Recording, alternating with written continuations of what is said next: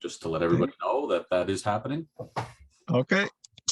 So good afternoon, everyone. My name is Antoine Legrelli. I'm the Division C Director. I will introduce our presenter. Robert McGuire is a member of Harbourside Toastmasters. He is a past president, current VP Education, and a member since 2018. He is a small business owner, company's Atlantic Benefits Collaborative. Robert is married to Candace and have 2 children, 2 dogs, 1 cat. He plays golf, and he loves craft beer. In this presentation, Robert will provide an overview of the most common uses of Robert Rules of Order in a Toastmasters meeting. So please everyone welcome Robert McGuire. Thanks very much, Antoine, for that great introduction. And I have to say that it's listed there that I joined Toastmasters in 2018, but I actually joined in 2001. I stayed for 2 years and then thought I knew everything and left. So once I had a little more time on my hands and realized that I could use some improvement, I got back involved and here we are. So thanks everybody for taking the time to sit in on this session today. I'm just going to share my screen and everybody should be able to see the Robert's Rules of Order screen. Everybody can see that okay? Perfect.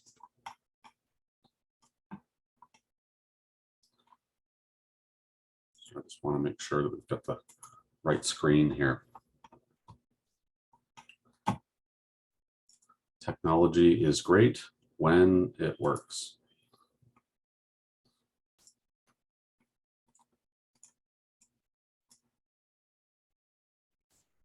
Sorry, everybody.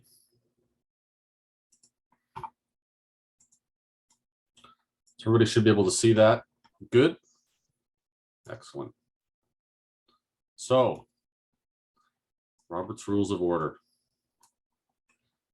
Every club has that one member. You know the one. They speak out of turn. They cut people off. They tend to get a little hot under the collar and heated during debates. You know who they are. And if you can't think of anybody, chances are it's you. But don't worry, this is a judgment-free zone, and together we're going to learn the most common ways to incorporate Robert's Rules of Orders in your meeting. So before we jump right in, who can tell me what Robert's Rules of Orders is? Anyone? Don't be shy, feel free to jump in. It's parliamentary procedures.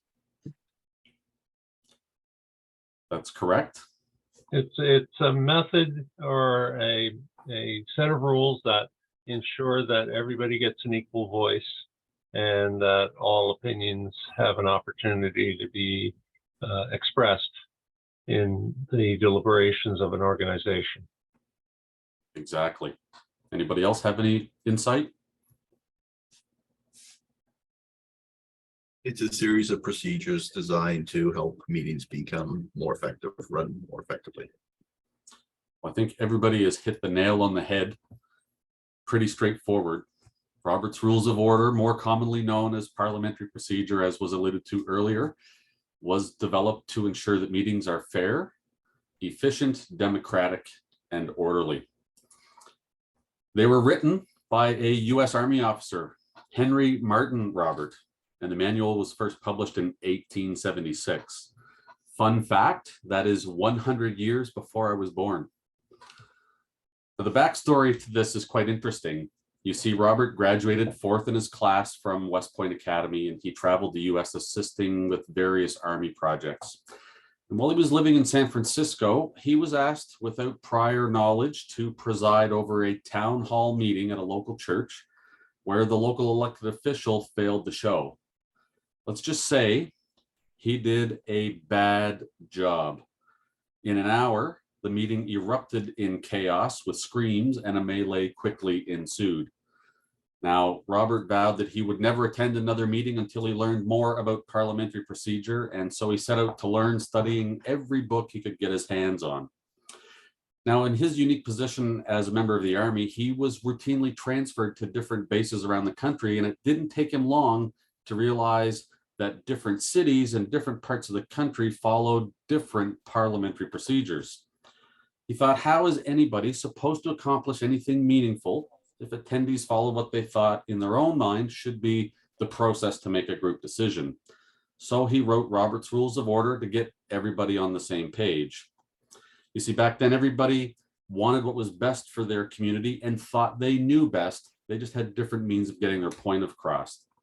So Robert's Rules of Order offered a simple and fair way to achieve democracy.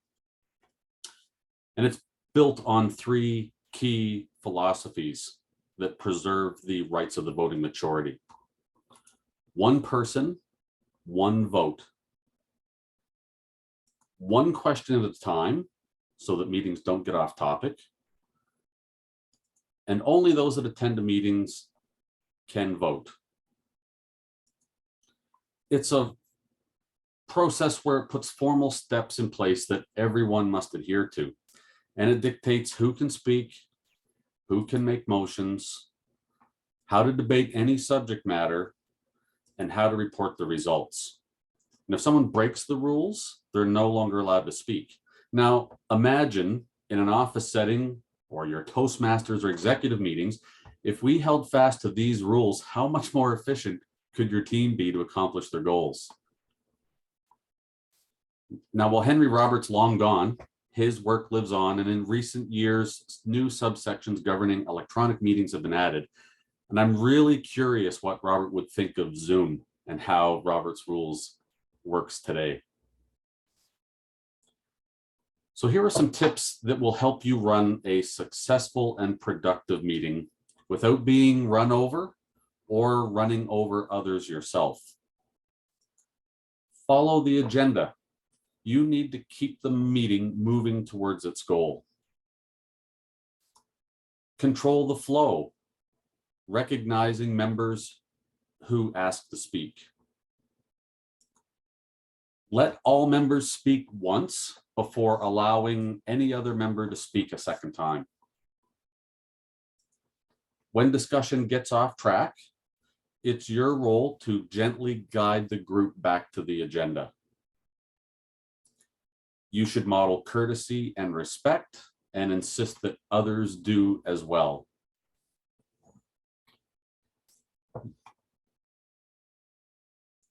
You should keep an emotional pulse on the discussion so that things don't get heated and potentially fisticuffs. Hopefully not. And you want to allow consensus to have the final authority. Consensus rules. So we talked a little bit about the agenda and the order of business. So I'm hoping that as participants, you can help me get this jumbled mess of agenda items in order. So in looking at that, can anybody tell me what should be the first item on our agenda or order of business? And feel free to unmute and just blurt it out. Call to order. Order. Call to order, that's right. That's the way to start the meeting, call the meeting to order. And in most Toastmaster clubs, we have a lectern and a gavel, and you get that sense of power when you wrap that gavel and start that meeting.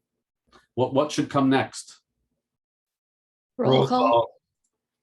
Not something that's often done at a regular Toastmasters meeting, but likely done in your executive meeting. Yes, you want to have a roll call to make sure that the important people or the people that should be involved in the decisions are present. What should come next? Announcements. Approval of the minutes. Reading or approval of the minutes, that's correct. Just making sure that everybody is up to speed with what happened at the last meeting and that they are prepared for potential debate later on during the agenda. What should come next? Reports. Reports from officers. So that's the opportunity for officers to give their insight as to what's been happening with the club. That's not necessarily impartial or not included in the items that would have been approved in the minutes. What else should come next?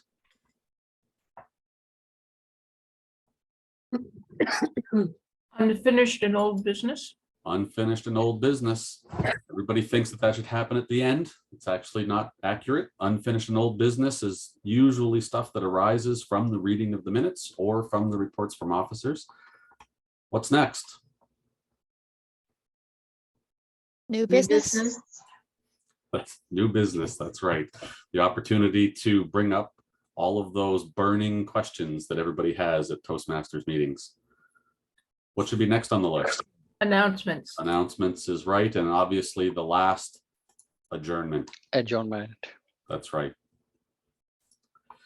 With Robert's Rules of Order, it's based on a very simple mechanism, and that mechanism is motions. There are a few different types of motions that you would commonly see in a meeting. The main motion or the motion, which is where you would introduce the item that's going to be discussed. A privileged motion, which is typically an urgent matter that needs to be discussed but is unrelated to pending business that's on the agenda. Incidental motion, where you're questioning procedure. A motion to table, which effectively kills a motion and, if approved, halts debate. And a motion to postpone, which delays a vote that can be revisited in the future. But every motion isn't that simple. There are 6 key steps to every motion. I'm not going to ask you what they are, but I will explain them to you. Obviously, the motion itself, where a member either in an in-person meeting or a Zoom meeting raises their digital hand or stands and they signal to the chairperson and they introduce the motion. A second, where another member seconds the motion. Restating the motion, where the chairperson restates the motion that's been brought to the floor and then opens debate by asking if there are any items to discuss around that motion. Once the motion has been debated and everybody has had an opportunity to speak, the chairperson would call for a vote. They'll restate the motion and they'll first ask for affirmative votes and then they'll ask for negative votes. And then they'll announce the results and provide any instructions that are required from there. So let's see how well everybody was listening. Let's match the procedure. Everybody can see that okay, I'm quite sure. So what's the correct way to introduce a motion? Michael raises his hand. That's a good way. From that list, can you see anything that we should be saying or doing? I move that. I move that. So again, Michael demonstrated the raising of the hand, or if you're in person, perhaps standing and addressing the chair. And I move, preceding your motion. So I move that we eat cheeseburgers every day for lunch. Would be a great example. Seconded. Thanks, Jim. And that takes me to the next question. The minimum number of members required to transact business, which isn't something we discussed, but you might know the answer. 51%. It depends on the club, but we would refer to it as a quorum. For some, it's a percentage of members. For some, it's a total of number of participants at the meeting. What's the proper way to address the chair? Mr. Raise your Chair, hand. raise your hands, Mr. Chairman. That's correct. Either raising your hand or standing and addressing the chair, either Mr. Madam Toastmaster, President, whatever the title would be for the organization that you're involved in. What should somebody say after stating a motion? Is there a discussion? Is there discussion? Absolutely. So after the chairperson has stated the motion, they will ask for discussion, which is where the debate happens. And then what is said following a motion so that it may be considered? Pretty easy. It's the only one left on the You have list. to have a second. motion. Second that motion. Jim seconded cheeseburgers every day, so that's a good thing. He sort of let the cat out of the bag there. So that, in a nutshell, is a very high-level overview of Robert's Rules of Order. But I sat in a meeting this morning. I'm just going to stop sharing here. I sat in a meeting this morning where I learned something, and so we're going to try something fun. I'm going to, hopefully this works, post in chat. Everybody sat in on the session this morning where they used Jamboard. I had never seen Jamboard before, so I quickly retooled my last bit of my presentation, and everybody can click on that link and it will take you to the Jamboard.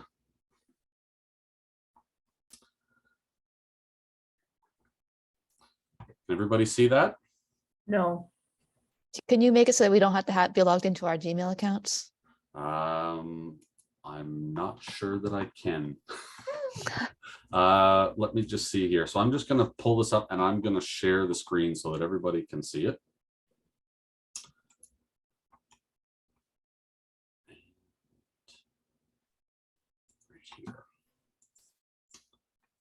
So everybody should be able to see this, and if you are able to participate, you can. Otherwise, we will walk through this. But today, to teach everybody about parliamentary procedure, we are going to build a pizza.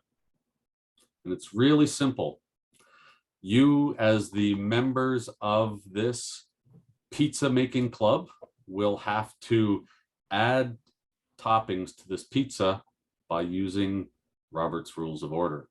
And so I will not lead the discussion, but I will put forward a motion. So I move that the members of this team nominate or move for toppings, and we will have discussion and a vote, and we will add those toppings to the pizza. So I'll open it up to the floor if anybody would like to make a motion regarding toppings. So Robert, are you making a motion or are you acting as chair? Sorry, I am going to act as chair, and I will let everybody else make the motions. In that case, Mr. Chair, I move that we add pepperoni to our pizza. So we have a motion to add pepperoni to the pizza. Do we have a seconder? I second the motion. So we have a seconder. Are there any questions or debate on the motion? Yes, I do actually. I am allergic to pepperoni. I would like to talk about that. Can we have a discussion about pepperoni, please? Mr. Chair, point of order. The person making the motion should be given the first opportunity to speak to the motion. That is correct. Thank you, Mr. Thompson. If you would care to do so. I really like pepperoni. I like the spiciness, and I think it is a traditional topping that I like on pizza. Thank you. I would, may I speak to that, please? Yes. Pepperoni, I am allergic to pepperoni, and though it is a very popular topping, I would make a recommendation that perhaps we put the pepperoni on half of the pizza. Would anybody else care to speak to the motion? I'd like to speak to the motion as well. Pepperoni is also known as circular death to people who have heart conditions, so I would suggest that we do not have any pepperoni on our pizza at all. Further discussion? I call for the question. So we currently have a motion to add pepperoni to the pizza, where we have had debate and we have had suggestions where only half be added, and then for fear of death, not adding any pepperoni at all. So I will call for the vote. All those in favor say yes. Or raise your hand. I see a few. And all of those against pepperoni say no. No. No. No. Well, Michael, it seems like we are going to have a vegan option for pizza, so pepperoni is out. Moving on to the next topping. Anybody care to introduce a motion? Mr. Chair, Yes, I move Jim. we add those decorative little skulls to our pizza. The decorative little skulls that are mushrooms. Oh, mushrooms. The mushrooms then. Flip art is terrible. It looks like a skull. So we have a motion. Do we have a seconder? Seconded. second. So we have a second. Jim, would you care to speak to your motion as to why we should add mushrooms to the pizza? No, I think it's obvious, Mr. Chair. It's obvious. Anybody have any further debate on mushrooms? And I would note that they are not the magic kind. No. If there's no further debate, would anybody like to call for the question? Call for the question. Thank you. So all those in favor of adding mushrooms to our cheese meatless pizza, please signify by saying yes. Yes. Yeah. Yes. Yes. Yes, Those yes. against, no. No. It looks like mushrooms are going to get added to our pizza, and it's looking more decadent. Those little skulls on cheese, as Jim would prefer it to be.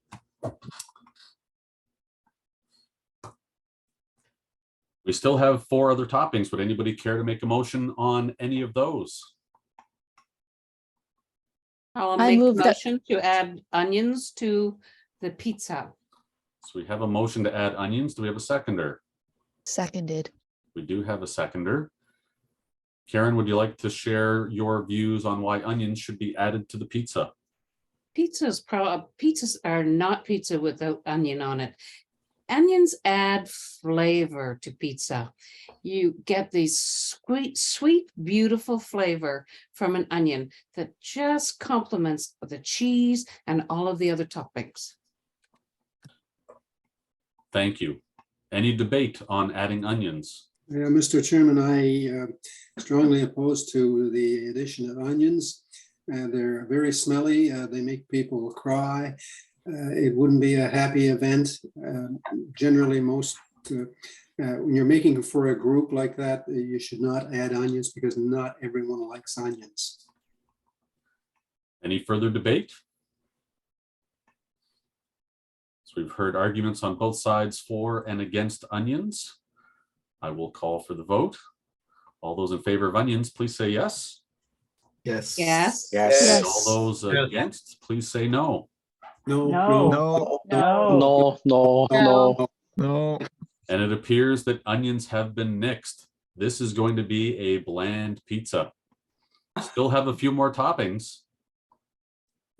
Do we have any other suggestions? I move that we add green things to the Oh, pizza. the oregano.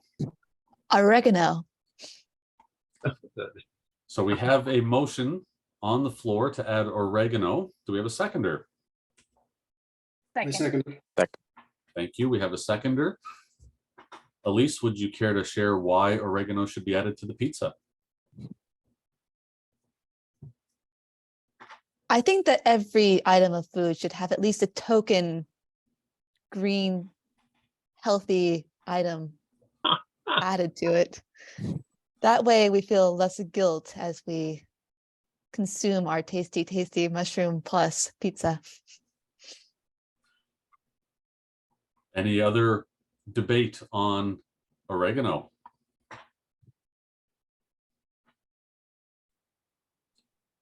Well, it doesn't. Mr. Chair.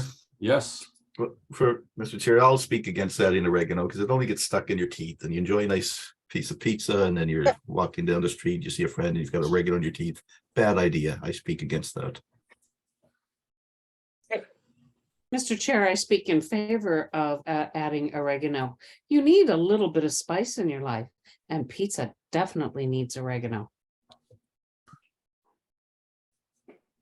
Well, that's great. Is there any further debate? I think the color, just the color alone, otherwise it's going to be just look like something so anemic that nobody would want to eat it. So I think we should,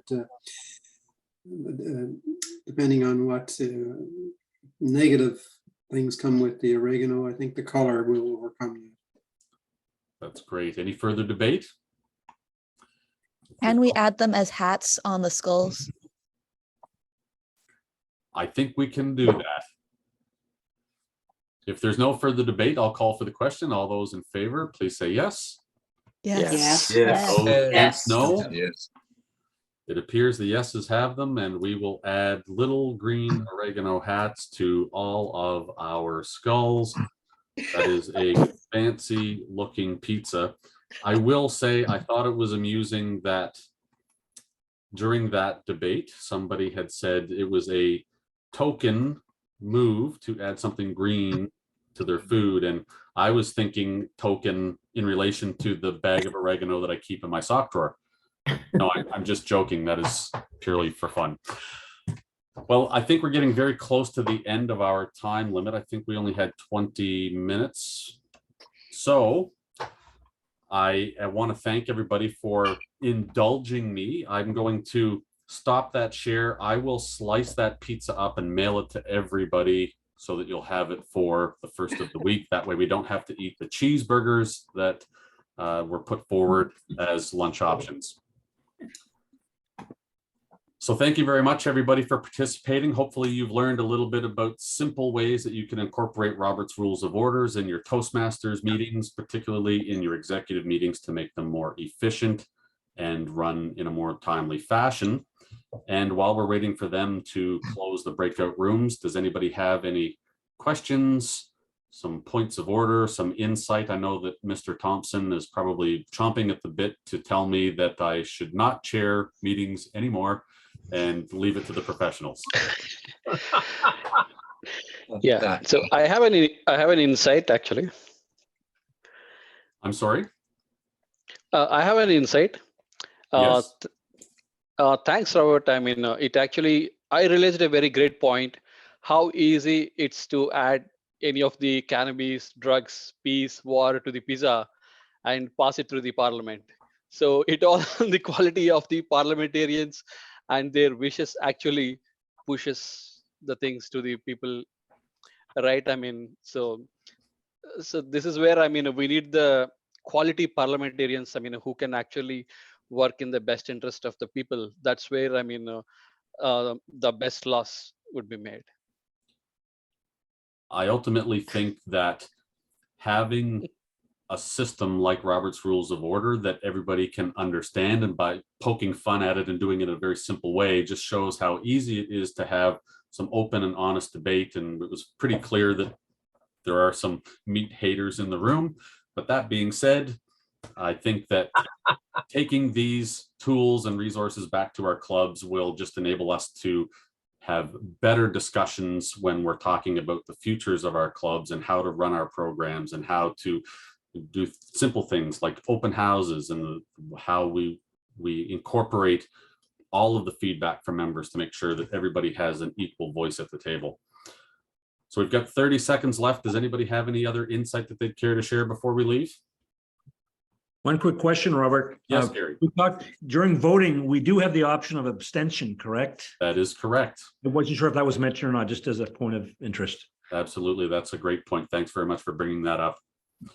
Well, everybody, thanks very much again for participating. Hopefully you learned a little bit, and I encourage you to take this back to your meetings, and hopefully we'll see you at another event soon. Thank you. Rob. Fun way. Thank you. Nicely done. Thanks, Thank you, Rob. Robert. Bye. Thank you. It's all virtually, is to have 5 members